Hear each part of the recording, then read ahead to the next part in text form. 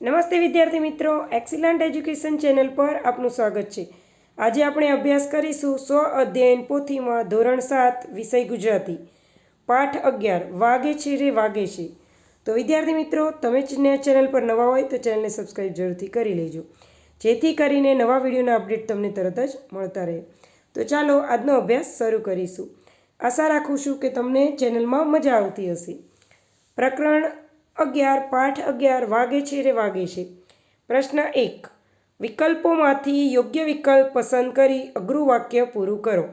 1, નણદલ વેરણ જાગે છે, તો એમાં જવાબ આવશે પતિની બહેન વેરી જાગે છે, એટલે જવાબ આવશે ક। 2, કાને તે કુંડળ, મસ્તકે મુગટ અને મુખ પર મોરલી શોભે છે, એટલે જવાબ આવશે ક। 3, દર્શન થકી દુઃખ દૂર થાય છે, તો જવાબ આવશે બ। 4, વૃંદાવનમાં કૃષ્ણ શું કરે તો કે રાસ રમે, એટલે જવાબ આવશે બ, રાસ રમે છે।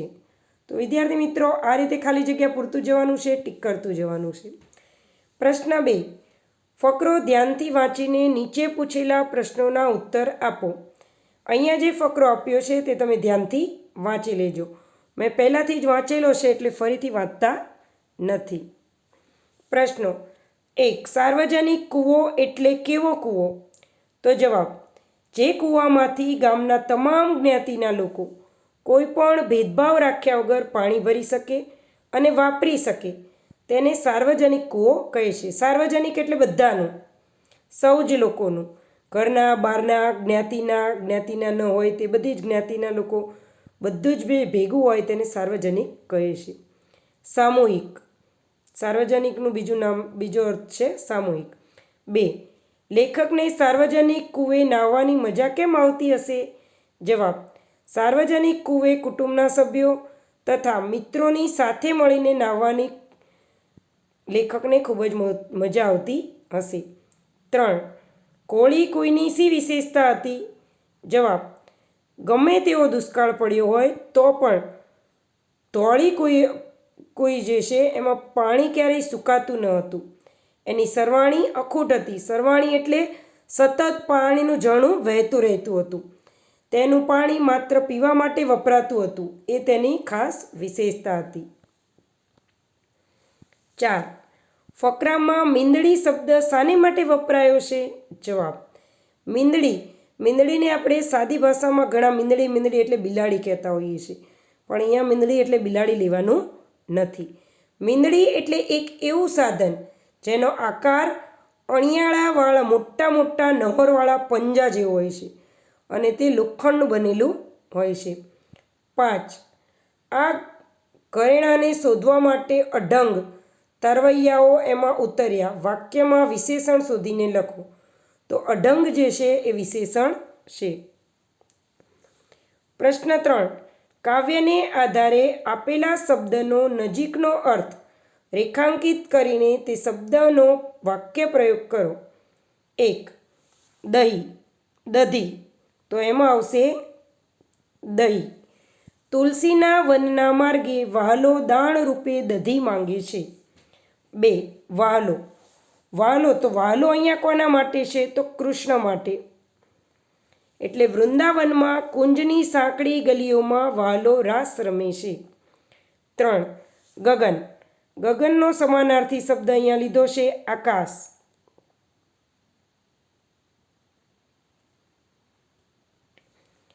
ગગન એટલે આકાશ, ગગનમાં અસંખ્ય તારલાઓ ચમકે છે। 4, દાણ, તો કર, વૃંદાવનના માર્ગે જતા શ્રી કૃષ્ણ દહીંનો કર માંગે છે। 5, ભાંગે એટલે ભાંગવું, દૂર કરવું, શ્રી કૃષ્ણના દર્શનથી આપણા સર્વના દુઃખ ભાંગે છે, એટલે પહેલું આવશે ભાંગવું।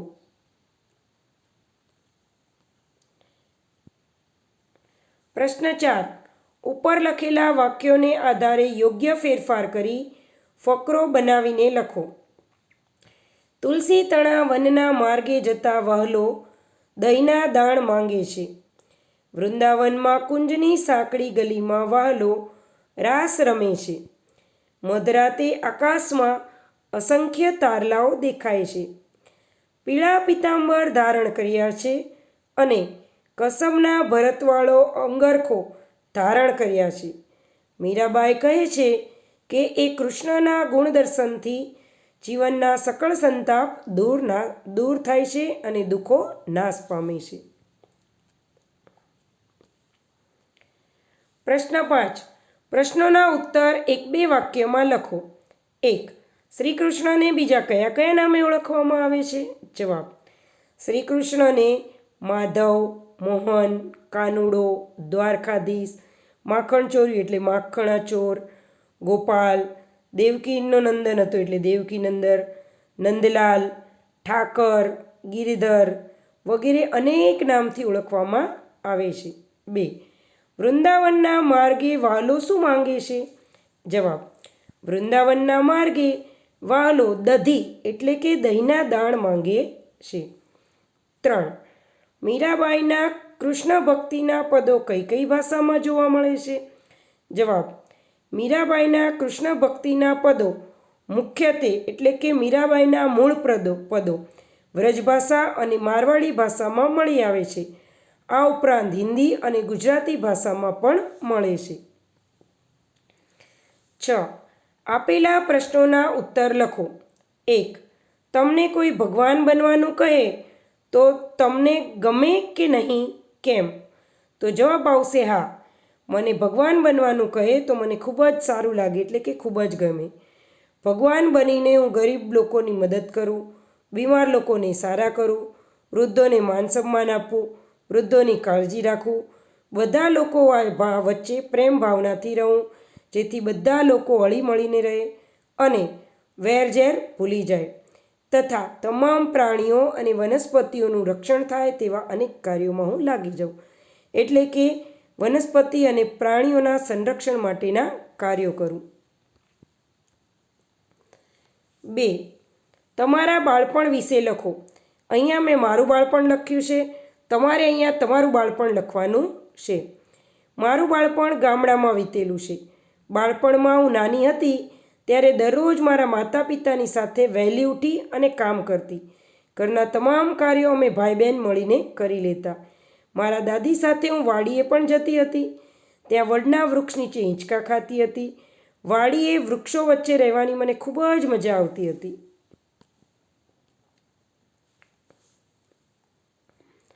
3. મોરલી, પાવો, વાંસળી, શરણાઈ, ભૂંગળ જેવા વાદ્યોનો પરિચય મેળવી કોઈ પણ 2 વિશે લખો. તો 1. શરણાઈ. આ એક નળી આકારનું વાદ્ય છે. છેડા તરફ જતાં તેનો વ્યાસ ધીરે ધીરે વધતો જાય છે. તેમાં મોટે ભાગે 6 થી 9 કાણા હોય છે. તેમાં 2 જોડી નળીઓ વપરાય છે. આમ તે 4 બરુવાળો પાવો બને છે. શ્વાસને રોકીને તેમાંથી વિવિધ પ્રકારના ધ્વનિ ઉત્પન્ન કરી શકાય છે. 2. વાંસળી. વાંસળી એ વાંસના પોલા નળાકારમાંથી બનાવવામાં આવે છે. તે એક ભારતીય વાદ્ય છે. તેમાં 6 કે 7 કાણા હોય છે. તેના પર આંગળીઓ મૂકતા ફૂંક મારવાથી વિવિધ સૂરો નીકળે છે. વાંસળીને મોટે ભાગે શ્રી કૃષ્ણની લીલા સાથે સાંકળવામાં આવે છે. પ્રશ્ન 7. વાગે છે રે વાગે છે પદમાં આવતા મોરલી શબ્દને આધારે મનગમતા મોરલીનું ચિત્ર દોરો. અહીંયા તમને જે ચિત્ર ગમતું હોય તેવું ચિત્ર તમારે જાતે દોરવાનું છે. પ્રશ્ન 9. કોષ્ટક પરથી ઈક, ઈકા પ્રત્યયવાળા શબ્દો શોધી લખો. ઉદાહરણ મુજબ બીજા નવા શબ્દો બનાવો. અહીંયા પ્રાથમિક, પત્રિકા, પછી આપણે શબ્દો શોધીએ. સાપ્તાહિક, ધાર્મિક, નવલિકા, બાલિકા, ભાવિક, માલિક, ધાર્મિક. તો આ બધા શબ્દ છે. આ સિવાય બીજા તમને શબ્દ મળે તો એ પણ તમારે શોધીને અહીંયા લખવાના છે. પ્રશ્ન 9.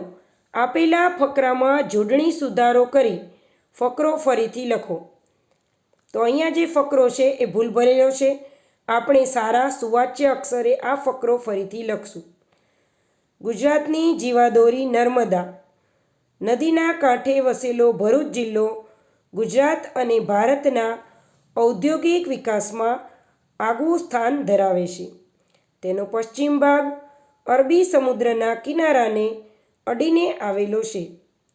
જિલ્લાને પાવન કરતી આપણા દેશની 7 મોટી નદીઓમાંથી એક ગણાતી પુણ્યશાળી નર્મદાના તટ પર આ જિલ્લામાં તીર્થ અને મંદિરો આવેલા છે. એટલા ગુજરાતમાં બીજે ક્યાંય આવેલા નથી. તો અહીંયા જે છે આ ફકરો આપણે ફરીથી સુધારીને લખેલો છે. હું આશા રાખું છું કે તમને આ ફકરો સમજવામાં સરળતા રહેશે.